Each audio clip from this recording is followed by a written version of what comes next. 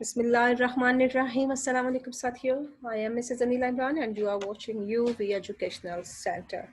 Cherry orchard के text हमारे चल रहे हैं और बहुत से हमारे व्यूवर्स चेरी ऑर्चर्ड के टेक्स्ट के लिए मैसेजेस कर रहे हैं. Thanks a lot for your comments. Cherry orchard को जल्दी से स्टार्ट ले लेते हैं और इसको हम जानते हैं एंटन चेखव का लिखा हुआ ये एक प्ले है. और एंटन चेखव का मोस्ट फेमस कोट क्या है? Medicine is my lawful wife and literature is my mistress. इसको हमने याद रखना है. आगे चलते हैं. बात चल रही थी, गेब उसे कह रहा था कि मुझे वो स्टोरी सुनाओ जो एक प्राउड मैन की है, एक गरूर वाला जो शख्स है उसकी कोई कहानी बात कर रहे थे तुम कल, तो वो सुनाओ. कहता है ट्रॉफी मुआके से, yesterday we talked for a long time. हाँ ठीक कह रहे हो, हम काफ़ी लंबी बात करते रहे हैं. कल हमने इस मौजू को उठाया था और इस मौजू पर हमने अच्छी खासी गुफ्तगू भी की थी. बट लेकिन we didn't come to anything in the end. लेकिन हम किसी मौजू पर नहीं पहुंच पाए थे. There is something mystical about the proud man. Proud man के बारे में बड़ी तजस्सुसाना किस्म की बातें हैं. इन योर सेंस, अगर आप अपने ही एहसास से अपने ख्याल से सोचें, बड़ी यानी क्रिटिकल किस्म का करेक्टर है. परहैप्स यू आर राइट, आप सही होंगे. From your point of view, अपने पॉइंट ऑफ व्यू से देखेंगे तो आप ठीक होंगे. But if we take it matter simply, अगर हम इसे सादगी से एक मामले में देखें, विदाउट कॉम्प्लिकेटिंग इट, बगैर किसी पेचीदगी के इस करेक्टर को देखें, प्राउड शख्स के करेक्टर को, then what pride can there be. तो गरूर है क्या यहाँ पर? What sense can there be in it, और कौन सा उसमें एहसास महसूस मौजूद हो सकता है, कौन से उसमें हमें सेंस मौजूद लगती है. सेंस एहसास के जुमरे में आता है. If a man is imperfectly made, अगर ऐसा शख्स जो मुकम्मल तौर पर बना ही नहीं है, यानी जिसकी अभी सेंस ही तैयार नहीं हुई, एहसास ही उसका भी नहीं जागा है. अब किस तरह से एहसास उसका नहीं जागा है? ये उसकी जिस्मानी साख्त के बारे में बात कर रहा है. फिजियोलॉजिकली जिस्मानी लिहाज से, फिजिकल लिहाज से स्पीकिंग कर रहा हूँ कि अगर वो अभी इतना पावरफुल नहीं है, कोई पहलवान शहलवान नहीं लगता है. If in the vast majority of cases, अगर हम देखते हैं तो बहुत से मामलात में, बहुत से ज़्यादा मामलात में ऐसा ही होता है. एक जिसे कहते हैं ना कमज़ोर सा शख्स साबित हो रहा होता है, वो जो कि गरूर के ज़ुमरे में चला जाता है. ही इज़, वो क्या होता है? अब आगे अगर उसको चलते हैं तो वो एक कोर्स होता है, कोर्स होती है एक जिंदा लाश, कमजोर शख्स होता है, एंड स्टूपिड और बेवकूफ भी होता है, एंड डीपली अनहैप्पी, और वो अंदर से नाखुश होता है जो इस जुमरे में अटक जाता है, गरूर के जुमरे में. We must stop admiring one another. हमें एक दूसरे को फ्लैटरिंग नहीं करनी चाहिए, हमें एक दूसरे को खुशामदियां नहीं लगानी चाहिए. We must work nothing more, और हमें ऐसे काम के लिए काम भी नहीं करना चाहिए, यानी जिसमें कोई वैल्यू नहीं होती हम उसको आसमान पे चढ़ा देते हैं, और इस तरह से वो गरूर का शिकार हो जाता है. Gayev you will die all the same, कहता है हम सब के सब मर जाएंगे, ऐसे ही हमारी जिंदगियां खत्म हो जाएंगी. ट्रॉफी मोहूनोस, कौन जानता है किसकी कब मौत आई है. And what does it mean, और इसका मतलब क्या था? यू विल डाई, ये जो आपने जनाब अभी फरमाया, गेव को कह रहा है कि इसका मतलब कि आपने कहा हम सब मर जाएंगे. Perhaps a man has 100 senses. मैंने तो एक सेंस की बात की है, लेकिन इंसान तो 100 एहसासात भी रख सकता है. एंड व्हेन ही डाइज, जब वो मरता है, only the 5 known to us, जो 5 हम सेंस जानते हैं, कौन सी?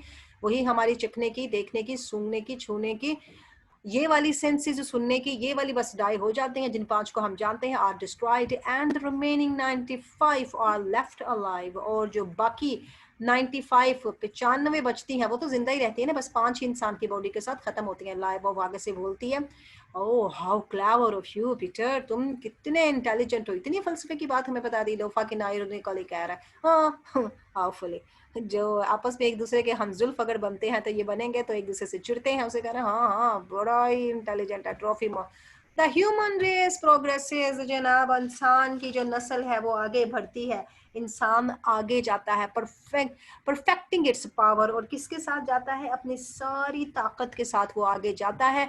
Everything that is unattainable now will same day by near at hand, जो आज नाकाबिले हासिल है लेकिन नज़दीक ही वो हमारे हाथ में आ जाएगा. यानी जो चीज़ें नामुमकिन थी वो मुमकिन हो रही हैं. एंड कंपैरिहंसिबल, और अगर हम काबिल फ़हम लिहाज से देखें, ऐसे ही हो रहा है.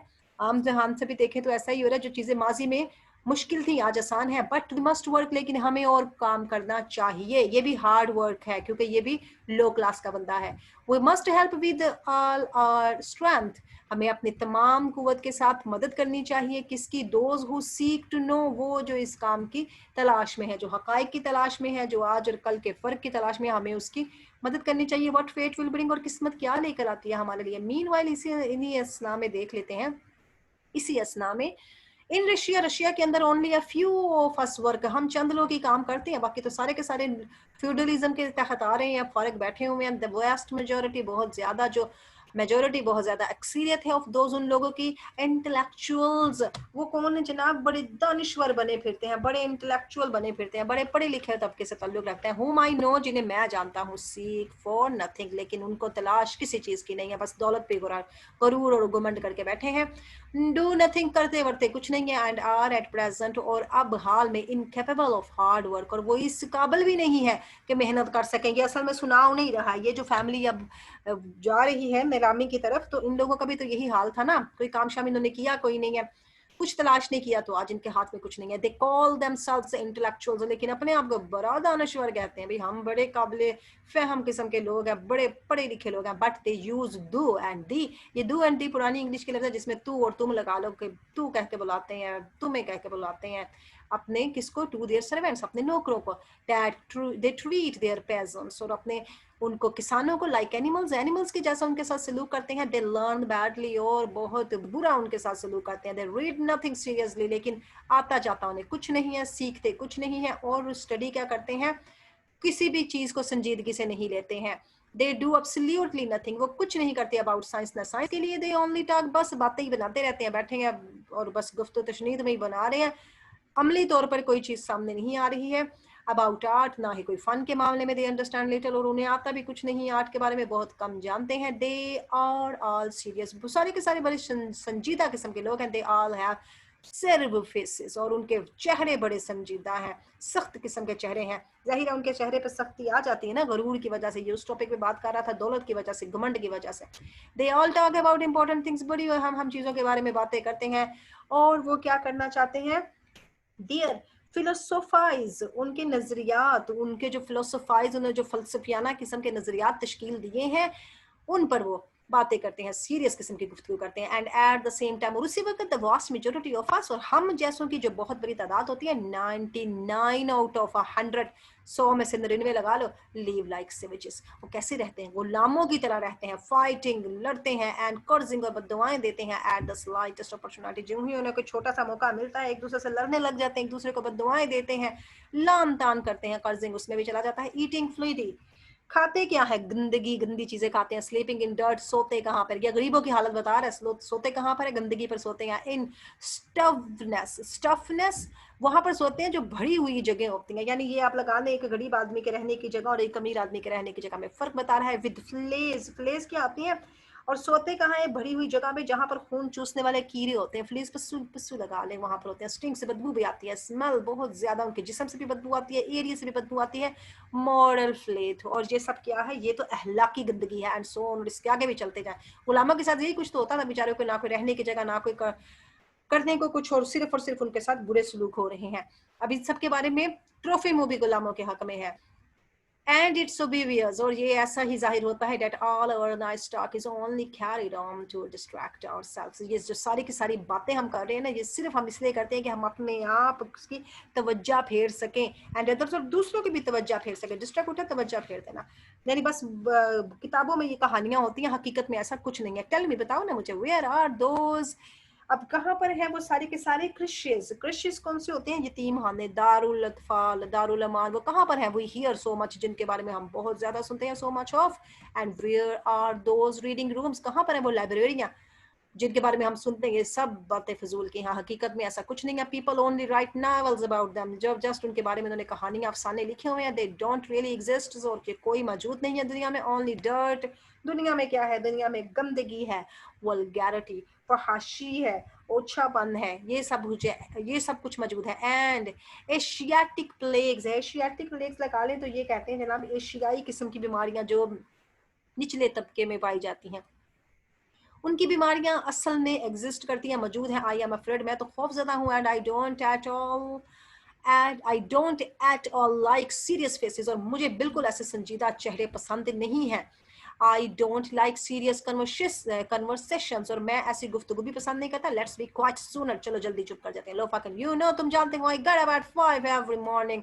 लो फाकन ने कहा, जानते हो जनाबे आलिया जिसकी गुफ्तगू कर रहे हो ना, मैं उनमें से नहीं हूँ। मैं तो उठता हूँ 5 बजे। I work from morning till evening, और सुबह से शाम तक काम करता हूँ। I am always dealing with money, और मैं हमेशा पैसे की खातिर काम करता हूँ। माई ऑन एंड अदर्स पीपल, जो अपने लिए और दूसरों के फायदे के लिए भी। एंड आई सी, मैं देखता हूँ व्हाट पीपल आर लाइक, लोग किस किस्म के हैं। You have only got to begin to do anything to find out how few honest, और तुम्हें क्या चाहिए? तुम्हें चाहिए कि बस अभी कुछ शुरू करो और ढूंढ लोगे तुम्हें मिल जाएंगे वो कौन, जो चंद ईमानदार लोग हैं, ऑनरेबल पीपल, बाइज्जत लोग हैं। दे आर, बस वो चंद ही हैं तादाद में। समटाइम्स, बाजू का तो व्हेन आई कांट स्लीप, मैं सो भी नहीं पाता। आई थिंक, मैं सोचता हूँ, ओ लॉर्ड है खुदाया, we have given, you have given us huge forests, तुमने तो हमें कितने बड़े बड़े जंगल दे दिए, इन्फिनेट फील्ड्स, और लामहदूद खेत दे दिए, एंड एंडलेस हॉरिजन, और हमें क्या दिया है?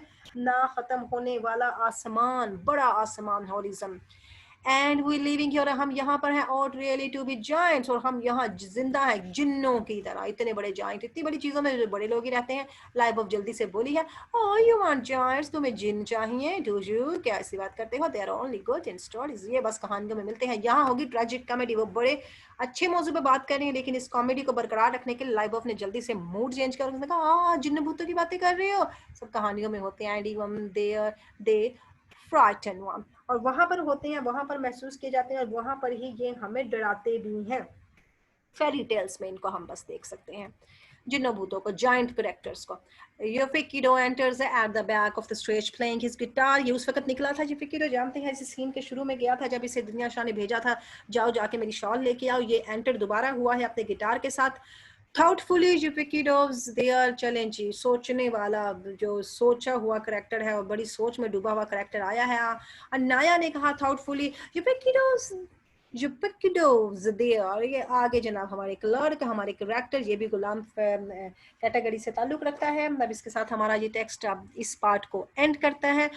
नेक्स्ट पार्ट में आएंगे इंशाल्लाह ताला, और आपसे फिर अगले पार्ट की डिस्कस करेंगे। Let's see which links are appearing on the screen. Bye bye.